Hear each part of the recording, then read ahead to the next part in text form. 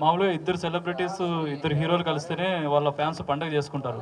ఇంతమంది హీరోస్ కలుస్తున్నారు. అలాగే గతంలో సీసీఎల్ అని సెలబ్రిటీ క్రికెట్ లీగ్ ఉండేది. చిరంజీవి గారు, బాలకృష్ణ గారు, వెంకటేష్ గారు, నాగార్జున అందరూ కలిసి ఆడేవాళ్ళు. అది ఇప్పుడు ఎందుకు సార్ ఆడట్లేదు? ఏది ఆడలేదు? సీసీఎల్. సీసీఎల్ కాదు.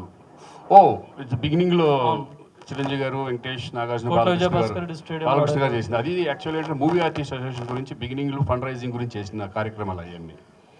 ఇక తర్వాత ఏంటంటే ఇక్కడ మేము టీసీఏ, ఇక్కడ మేము సపరేట్గా ఇది చేయడం. అలాగే సీసీఎల్ అనేది విష్ణు ఇందూరి, మీకు తెలిసినప్పుడు సీసీఎల్ జరుగుతుంది కదా, ఆల్ చేసుకుని అది అవుట్ జరుగుతుంది.